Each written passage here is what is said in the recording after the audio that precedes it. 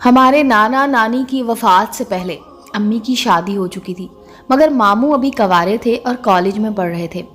ماموں کا امی کے سوا کوئی نہ رہا تو ابو نے کہا کہ ہم فائز کو اپنے ساتھ رکھ لیتے ہیں، یہ اکیلا گھر میں کیسے رہے گا۔ تبھی امی اپنے چھوٹے بھائی کو گھر لے آئیں۔ ماموں ہمارے پاس رہنے لگے۔ ماموں نے اپنا مکان کرائے پر اٹھا دیا اور کرائے کی رقم سے اپنی تعلیم کا خرچ پورا کرتے رہے۔ جب تعلیم مکمل ہو گئی تو ابو نے بھاگ دوڑ کر کے انہیں ایک سرکاری محکمے میں کلرک لگوا دیا۔ یوں ماموں فائز ایک طرح سے اپنے پاؤں پر کھڑے ہو گئے۔ وقت گزرنے لگا۔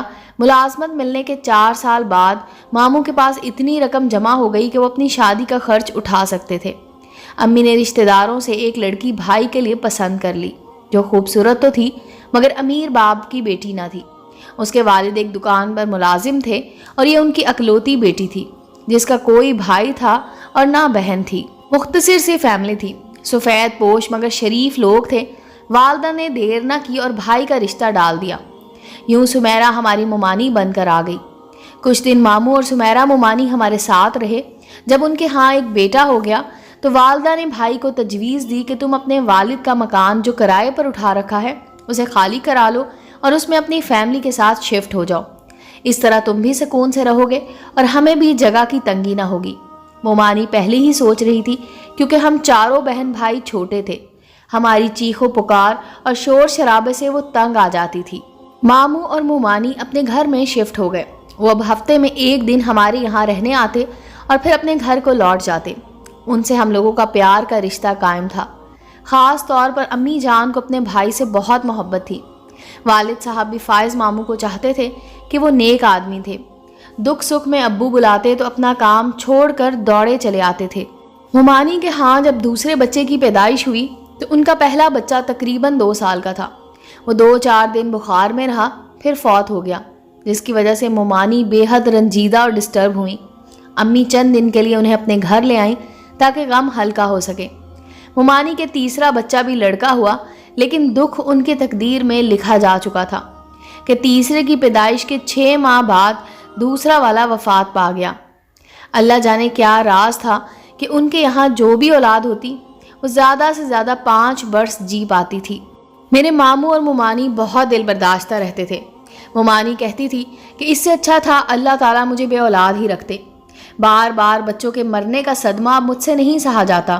اس بار جب وہ امید سے ہوئیں، انہوں نے نہایت خشوع و خضوع سے دعا مانگی، اے اللہ بے شک بیٹی دے دینا مگر زندہ رہنے والی دینا، بے شک اس کے بدلے میری جان لے لینا مگر اس کی موت کا صدمہ نہ دکھانا۔ جب امی کو پتہ چلا کہ وہ اس قسم کی دعائیں کرتی ہیں تو انہوں نے سمجھایا، سمیرہ ایسی دعا کبھی منہ سے نہ نکالا کرو، کیا خبر کون سی گھڑی قبولیت کی ہو۔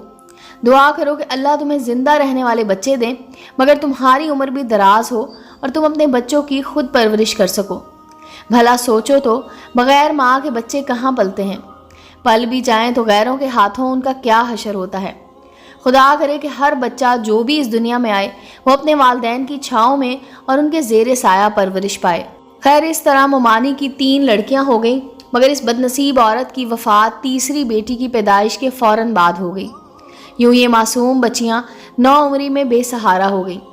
ماموں جان بیوی کی وفات سے بہت پریشان تھے، جبکہ 3 چھوٹی بچیوں کو پالنے پوسنے کا بھی مسئلہ تھا، جس میں سے ایک ابھی صرف 1 دن کی تھی۔ انہوں نے امی سے التجا کی، آپا اب آپ انہیں رکھیں، اور تو کسی پر بھروسہ نہیں کر سکتا اور نہ کوئی میرا ایسا ہے جسے پرورش کی خاطر اپنی بچیاں سونپ دوں۔ یہ بات تو روزے روشن کی طرح عیاں تھی کہ ان بچیوں کو اب امی جان نہیں پالنا اور سنبھالنا تھا۔ فی الحال ماموں جان سے دوسری شادی کے بارے میں بات کرنا بھی فضول تھا کہ سمیرہ سے بہت پیار کرتے تھے اور اس کی ناگہانی موت کے دکھ میں نیم جان ہو رہے تھے۔ پھر بچیاں اتنی کم سن تھیں کہ سوتیلی ماں بھی نہیں پالتی۔ امی بچیوں کو گھر لے آئیں اور ان کی پرورش میں لگ گئیں۔ ان کے اپنے بچے باشعور ہو چکے تھے اور ہم سبھی اسکول جانے لگے تھے۔ میری والدہ نے مددگار کے طور پر ایک ادھیڑ عمر غریب بیوہ خاتون کو ملازمہ رکھ لیا، جو بچیوں کی پرورش میں ان کی معاونت کرنے لگی۔ وقت گزرنے لگا مگر ماموں کا دھیان دوسری شادی کی جانب نہ ہوا۔ وہ بہت دل برداشتہ رہتے تھے کہ کہیں سوتیلی ماں آ کر ان کی معصوم کلیوں کو نہ مسل ڈالے اور یہ بچیاں کبھی ان سے جدا نہ ہو جائیں۔ میرے ماموں اپنے دل کے چمن کی ان معصوم تتلیوں کو دیکھ کر جیتے تھے۔ वक्त दबे पांव गुजर गया। मामू की बेटियां जहरा बानो, मेहर बानो और शाह बानो जवान हो गईं। मोमानी की वफ़ात को 16 साल बीत चुके थे। उनकी तीनों बच्चियों को माँ याद भी ना थी। छोटी वाली ने तो उन्हें देखा भी ना था। वो मेरी अम्मी को ही अपनी माँ समझती थी और फुप्पो की बजाय अम्मा कहकर बुलाती थी। मेरी माँ ने भी उनकी परवरिश प्यार से की और महरूमी का एहसास ना होने दिया। ताहम अपनी सगी माँ और दूसरी औरत ख्वाह कितनी मोहब्बत से पाले, कुछ ना कुछ फ़र्क ज़रूर होता है। मामू की सबसे बड़ी बेटी ज़हरा को कभी बुखार आ जाता, अम्मी घरेलू टोटके और करीबी क्लिनिक के डॉक्टर से दवा लाकर खिला देती थी तो बच्ची का बुखार उतर जाता था। जब वो 12 बरस की थी तब से सिलसिला चला। शुरू में कभी कभी बुखार आता और फिर उतर जाता, मगर जब वो 16 साल की हो गई तो हल्का हल्का बुखार मुस्तकिल रहने लगा। वालदा ने ध्यान ना दिया कि एक्सरे कराए या किसी बड़े डॉक्टर के पास ले जाती। बच्ची भी बेहद साबिर थी। वो अपनी तकलीफ का जिक्र किसी से ना करती थी। एक दिन मामू आए तो बोले, मैं कुछ दिनों से नोट कर रहा हूँ, ज़हरा थकी थकी सी लगती है और रंगत भी जर्द हो रही है। आपा इसे क्या हो गया है? अम्मी ने जवाब दिया, भाई जब कभी बच्चियों को बुखार हो जाता है फ़ौरन डॉक्टर के पास ले जाती हूँ, ठीक हो जाती हैं। मामूली बुखार, खांसी, नज़ला वगैरह मौसम की तब्दीली से हो जाता है। बच्चे यूं ही लोट पोट कर ठीक हो जाते हैं। तुम फिक्र मत करो, बड़े डॉक्टर को दिखा दूंगी, लेकिन अब तुम उसकी शादी की फिक्र करो। बच्चियां कभी मुरझा जाती हैं तो शादी के बाद ठीक हो जाती हैं। मामू ने कहा, आपा तो फिर तुम ही इनकी शादी के बारे में सोचो। मेरा मन करता है कि तुम ज़हरा को अपनी बहू बना लो। तुम्हारे हाथों की पली है, घर की बच्ची घर में ही रहेगी तो हम दोनों को सुकून रहेगा। हम 2 बहनें थीं और हमारे बाद 3 भाई थे जो अब तालीम मुकम्मल कर चुके थे और कारोबार में वालिद साहब के शरीक हो गए थे। वालदा को इन दिनों बेटों की शादी की फिक्र थी, बल्कि कई घरों में उनके लिए लड़कियां देखने भी जा चुकी थी, मगर अपने मतलब की बहू ना मिल पा रही थी। मामू ने इन्हें याद दिलाया कि जब अपने घर में लड़कियां हैं, मेरी 3 बच्चियां हैं और तुम्हारे 3 बेटे हैं, तो घर घर झांकते फिरने की क्या ज़रूरत है। वालदा बेशक भाई और भतीजियों से प्यार करती थी, लेकिन जब अपने लड़कों की शादी का मसला आया यकदम कारोबारी हो गई। मामू बेचारे की कलील आमदनी थी और मामूली सरकारी मुलाजिम थे, जबकि वालिद साहब का कारोबार सेट था। वो लाखों में खेल रहे थे। वालदा का मिजाज भी दौलत की रेल पेल ने बदल दिया था और अब वो अमीर घरानों से बहुएं लाना चाहती थी। उन्होंने भाई को 2 टोक जवाब दे दिया कि जल्दी ना करो, मैं ज़हरा के लिए बहुत अच्छे घर का रिश्ता देख रही हूँ। ज़हरा मेरे नदीम को अपना भाई समझती है और नदीम भी उसे बहन मानता है। ऐसे में दोनों एक दूसरे को किसी और रिश्ते से कबूल नहीं करेंगे। बाकी तुम्हारी दोनों छोटी लड़कियों के 1-2 बहुत अच्छे घरानों से रिश्ते आए हुए हैं। मेरे दोनों छोटे लड़के कलीम और फ़हीम फ़िलहाल शादी नहीं करना चाहते। इस असना में जिस लड़की का भी किसी अच्छे और खुशहाल घराने से रिश्ता आ जाएगा मैं कर दूंगी। लड़कियों को ज़्यादा देर तक घर बिठाए रखने के मैं हक़ में नहीं हूँ।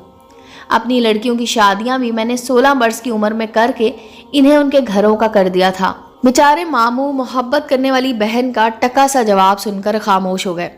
हालांकि उनकी दिली ख्वाहिश थी कि ज़हरा का रिश्ता कम अज़ कम अम्मी जान अपने बड़े बेटे नदीम के लिए ले लें, क्योंकि वो नदीम भाई को बहुत पसंद करते थे। मगर मेरी माँ ने दौलत के रोब में भाई को इनकार कर दिया और तसल्ली दी कि फ़िक्र मत करो, तुम्हारी लड़कियों के रिश्ते ऐसे अच्छे घरानों में कराऊंगी कि बस देखते रह जाओगे। बहन की बातों से भाई का दिल अंदर से टूट गया, मगर ज़बान से कुछ न कहा। पहले इस बहन का यह एहसान कम न था कि उनकी बच्चियों को पाल पोस कर बड़ा कर दिया। वो बददिल होकर लौट गए। इधर अम्मी पुरसकून थी। अम्मी ने ज़हरा का रिश्ता अपनी ससुराल में एक नॉर्मल से घर में तय कर दिया। लड़के का नाम मुदस्सिर था। शादी की तारीख रख दी गई। मामू के दिल से मैल जाता रहा, क्योंकि अम्मी जान उनके सारे काम कर रही थी और जहेज़ भी अपनी तरफ से ठीक ठाक बना कर दिया था। ज़हरा को बहुत खुशकिस्मत कहा जा रहा था कि इस कदर जल्द उसकी किस्मत खुल गई थी और अच्छा घराना मिल गया था। क्या पता था कि उसकी बदकिस्मती खुशकिस्मती के पर्दे में छुपी हम सब पर मुस्कुरा रही है। एक साथ दोनों को माइयों बिठा दिया गया, क्योंकि मेहरबानों का रिश्ता तो पहले से आया हुआ था। वो बेहद खूबसूरत थी। रिश्ता भी अमीर घराने से आया था और लड़का ज़ीशान वाकई शानदार था। दोनों दुल्हनें बनकर बहुत प्यारी लग रही थी। रुखसती से 2 दिन पहले इसी रात को किसी पहर में ज़हरा को खून की कै आ गई। अम्मी घबरा गई। ऐसा मौका था कि वह वेला ना कर सकती थी। पूछा, ज़हरा कहीं तूने कोई ऐसी वैसी चीज़ तो नहीं खा ली? اگر شادی نہیں کرنا چاہتی تو ابھی مجھے بتا دے۔ وہ بولی، نہیں اماں، ایسی کوئی بات نہیں ہے، میں نے کچھ ایسی ویسی شے نہیں کھائی، میں بھلا کیوں خودکشی کروں گی؟ میری طبیعت کافی دنوں سے خراب تھی، ہلکا ہلکا سا بخار رہتا تھا، اور کھانسی کی دوا تو آپ نے خود لا کر دی تھی کہ موسم بخار ہے، کھانسی ہے، ٹھیک ہو جاؤں گی، بس وہی دوا کھائی تھی۔ بہرحال والدہ نے ایک حکیم صاحب کو بلا کر زہرا کو دکھایا۔ ڈاکٹر کے پاس نہ لے گئیں کہ شادی والے گھر میں کہیں افراتفری نہ مچ جائے۔ حکیم صاحب نے کہا کہ بچی کو عرصے سے ٹی بی ہے۔ بیچارے ماموں سر پکڑ کر بیٹھ گئے۔ ان سے امی یا زہرا نے کبھی بخار یا کھانسی تک کی بات نہ کی تھی۔ جس خوف نے ماموں کو سرطان کی طرح جگڑا ہوا تھا وہ یکدم ان پر حاوی ہو گیا۔ انہوں نے کہا کہ میں نے اپنی زہرا کی ابھی شادی نہیں کرنی۔ امی نے انہیں سمجھایا کہ اس وقت شادی ملتوی کرنا مناسب نہیں ہے، ورنہ تمہاری دوسری لڑکی کی شادی پر بھی اس کا برا اثر پڑے گا۔ شادی ہو جانے دو، پرسوں براتیں آنے والی ہیں، ابھی اپنے لب سی لو، بعد میں علاج کروا لیں گے، زہرا تندرست ہو جائے گی۔ یوں زہرا اور مہر بانو بیاہ کر اپنے سسرال چلی گئیں۔ میری امی مہر بانو کے ساتھ گئی تھی، وہاں ان کا استقبال محبت سے کیا گیا، مگر امی نے محسوس کیا کہ دلہا کچھ خاموش اور سنجیدہ سا ہے۔ وہ سمجھیں کہ فطری شرم و حیا ہوگی۔ خیر، مہر بانو کو کمرے میں لے جا کر بٹھا دیا گیا۔ سب لوگ چلے گئے تو دلہا نے کمرے میں آتے ہی دلہن سے کہا کہ تم میرے والدین کی پسند پر لائی گئی ہو، جبکہ میں ایک اداکارہ کو پسند کرتا ہوں۔ میں دوسری شادی گلاب سے کروں گا۔ تمہیں رہنا ہے تو میرے ماں باپ کے ساتھ رہتی رہنا، ورنہ طلاق لینا چاہو تو دے دوں گا۔ یہ الفاظ سن کر بیچاری مہر بانو پر قیامت ٹوٹ پڑی اور اس نے رونا شروع کر دیا۔ روتے روتے نڈھال ہو گئی تو نوید کا دل پسیجا کہ اس بیچاری کو آتے ہی ایسا کیوں کہہ دیا، کچھ تو سانس لینے دیا ہوتا۔ تبھی اس نے کچھ سوچ کر اس کا گھونگھٹ اٹھایا تو صورت دیکھتا ہی رہ گیا۔ مہر بانو سے کہا، کیوں اس قدر رو رہی ہو؟ بولی، اپنی بے قدری پر نہیں، اپنے باپ کی بے بسی پر رو رہی ہوں۔ نوید نے اس کی آنکھوں سے آنسو پہنچے، اور یہی وہ لمحہ تھا جب اسے صحیح معنوں میں انسانیت کا مفہوم سمجھ میں آیا اور حسن کی پہچان ہوئی۔ یوں وہ گلاب کو گزرتے دنوں کے ساتھ بھلاتا گیا، مگر گلاب نے نوید کے وعدے کو نہ بھلایا۔ وہ رو رو کر دیوانی ہو رہی تھی۔ جب اس کے گھر والوں نے اپنی بیٹی کا یہ حال دیکھا تو سوچ میں پڑ گئے۔ غصے اور نفرت کی وجہ سے ان کا بس نہیں چلتا تھا کہ اس شخص کا گلا دبا دیں جس نے وعدہ خلافی کر کے ان کی بیٹی کو اتنا دکھ پہنچایا تھا۔ وہ نوید کے محلے دار بھی تھے۔ ان سے مہر بانو کی ہنستی مسکراتی زندگی برداشت نہیں ہو رہی تھی۔ گلاب محبوب کی بے وفائی سے ادھموی ہو چکی تھی۔ حسد اور جلن کے جذبات بڑھتے جاتے تھے۔ وہ اپنے گھر کی چھت سے روز شام کو دلہا اور دلہن کو گاڑی میں بیٹھ کر سیر کو جاتے دیکھتی تھی تو دھاڑے مار مار کر رونے لگتی۔ اس کے والدین کے دل میں اتنا غصہ بھر گیا کہ انہوں نے نوید سے بدلہ لینے کی ٹھان لی، اور ایک دن لڑکی کا باپ اس کے پاس آیا۔ کہا کہ بیٹا، شادی تو نصیب کی بات ہوتی ہے، ہمیں کوئی رنج نہیں ہے کہ تم نے ہماری بیٹی سے شادی نہیں کی، بلکہ خوشی ہے کہ اپنے والدین کی فرما برداری کی۔ ماں باپ کو راضی کرنے سے ہی اولاد کو خوشیاں ملتی ہیں۔ ہم بالکل بھی خفا نہیں ہیں، مگر آپ سے درخواست ہے کہ ہماری طرف سے شادی کی دعوت قبول کر لیں تو خوشی ہوگی کہ ہمیں کسی قابل سمجھا۔ دلہن کے ہمراہ کل شام کا کھانا ہمارے ہاں کھا لیں۔ اگر دعوت قبول نہ کی ہمارا دل ٹوٹ جائے گا۔ نوید پہلے ہی ان لوگوں سے شرمندہ تھا۔ اس نے کہا، جی انکل، فکر نہ کریں، میں اور میری دلہن کل شام 6 بجے ضرور حاضر ہو جائیں گے، اگر گلاب ہمارے آنے سے آزردہ نہ ہو۔ ہم نے اسے سمجھا دیا ہے، وہ اب بالکل آزردہ نہیں ہے، اسی کے اصرار پر ہم نے دعوت کی ہے۔ غرض اس چالاک شخص نے شبہ بھی نہ ہونے دیا کہ کسی غلط ارادے سے دعوت کرنا چاہتا ہے۔ نوید تو پہلے بھی کئی بار ان لوگوں کے گھر جا چکا تھا، روز ہی جاتا تھا اور ان سے گھلا ملا ہوا تھا۔ اس نے کوئی خطرہ محسوس نہ کیا اور اگلے روز مقررہ وقت پر گلاب کے گھر دعوت پر مہر بانو کے ساتھ چلا گیا۔ البتہ والدین کو نہ بتایا کہ کہاں جا رہا ہے۔ اس دعوت سے 2 دن پہلے مہر بانو شوہر کے ساتھ ماموں کے گھر آئی تھی۔ ان کا دل خوشی سے بھر گیا۔ ان کا بس نہیں چل رہا تھا کہ جنت کی نعمتیں بھی داماد اور بیٹی کے آگے رکھ دیتے۔ خیر، بعد میں ایک دن رہ کر واپس چلی گئی۔ شادی کے بعد ان 15-20 دنوں میں وہ اس قدر حسین ہو گئی تھی کہ اس پر نظر نہیں ٹک رہی تھی۔ ادھر زہرا کی طبیعت شادی کے بعد مزید بگڑ گئی تو سسرال والے بیماری کے بارے میں جان گئے۔ وہ اسے ہمارے گھر چھوڑ گئے۔ ماموں کا دل ایک بیٹی کی طرف سے ٹھنڈا ہوا تو دوسرے کی طرف سے رنجور ہو گیا۔ امی نے علاج شروع کرا دیا اور علاج میں کوئی کسر نہ چھوڑنے کا تہیہ کر لیا۔ ادھر مہر بانو کو نوید اپنی محبوبہ کے گھر دعوت پر لے گیا۔ मासूम मेहरबानों को क्या खबर थी कि क्या होने वाला है।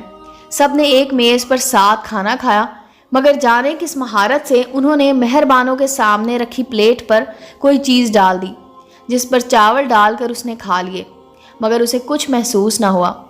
गुलाब की छोटी बहन ने बड़ी डिश में से चावल उसकी प्लेट में डाले थे, जैसे मेहमानों की खातिर तवाज़ु की जाती है, और इसरार करके खाना खिलाती रही, और गुलाब की वालदा उनकी चाहत और मोहब्बत का शुक्रिया अदा करती रही। दावत खाकर ये लोग घर लौट आए।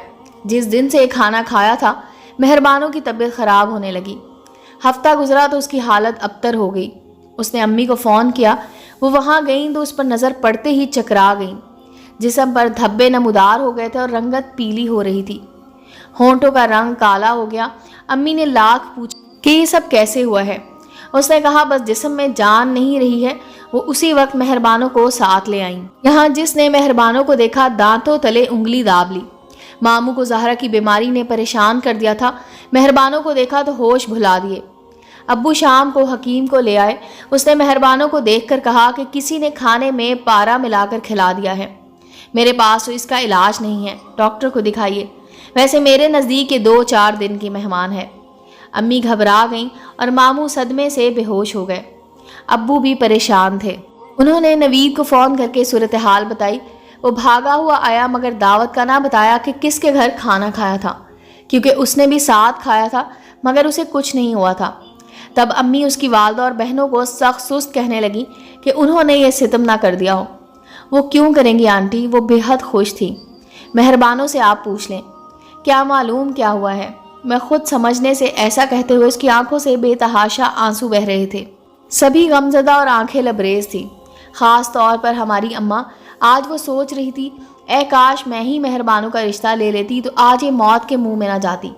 फूफी थी, मगर माँ बनकर पाला था उसे। जैसे दोनों बहनें साथ दुल्हनें बनी थी, वैसे ही वो अल्लाह मियाँ के पास भी साथ ही चली गई।